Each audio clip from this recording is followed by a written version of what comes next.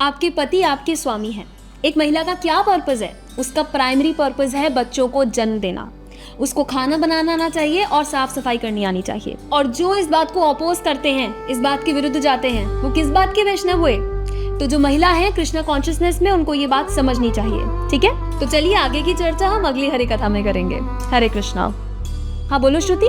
माता जी, लेकिन ये तो बड़ा मिसोजिनिस्ट हो गया ना। सिर्फ बच्चे पैदा करना, साफ सफाई करना, खाना बनाना, यही तो प्रॉब्लम है तुम्हारी जनरेशन की। बात बात पे फेमिनिस्ट बन जाती हो, शास्त्र को तो फॉलो ही नहीं करना चाहती हो। अरे वाह, बच्चे पैदा करना महिला का प्राइमरी पर्पस है, ये कौन से ग्रंथ पे लिखा है? हमें भी पढ़ना है, बताइए ना। देखिए, लेकिन माता जी, हमने तो आचार्यों से यही सुना और शास्त्रों में ये पढ़ा है कि जीव का मुख्य उपदेश भगवान की सेवा करना है। बिल्कुल सही बात है, महिला भी तो एक जीव है ना। देखिए, गृहस्थ आश्रम में बच्चों को जन्म दिया जा सकता है, ये एक महिला का चॉइस है। घुमाइए मत।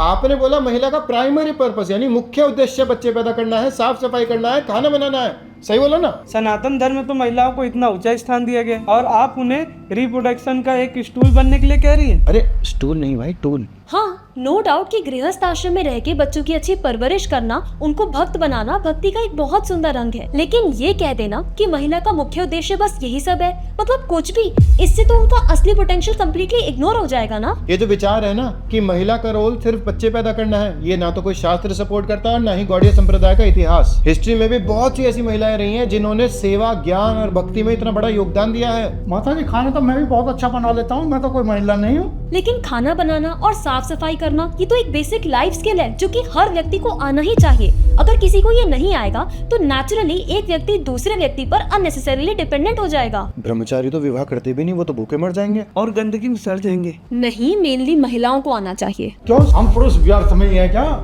हम भोग नहीं बना सकते, हम साफ सफाई नहीं कर सकते। हाँ, और हमारा घर किसका है? भगवान का मंदिर ही तो है। इतनी शुद्ध प्रकार की सेवा किसी एक जेंडर पर रोक देना, ये भी तो अन्याय है ना। इस सेवा पे तो सबका अधिकार होना चाहिए ना। भक्ति के दायरे में मुख्य बात यह है कि कोई सेवा कितनी सिंसियरिटी से की जाती है और कितने शुद्ध भाव से, ये नहीं कि कोई इसे स्त्री कर रही है या कोई पुरुष। हम सबसे पहले जीवात्मा ही तो है, यही तो सार है। ये बॉडीली आइडेंटिफिकेशन तो बाद में आता है, मोटा पतला, पुरुष महिला।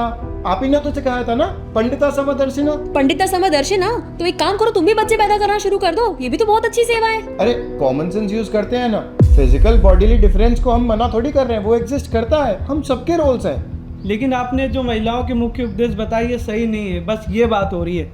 कल कथा में आना हो तो आ जाना, मैं जा रही हूँ, मुझे लेट हो। अरे एक मिनट रुको, आपने तो ये भी कहा था कि पति स्वामी होते हैं।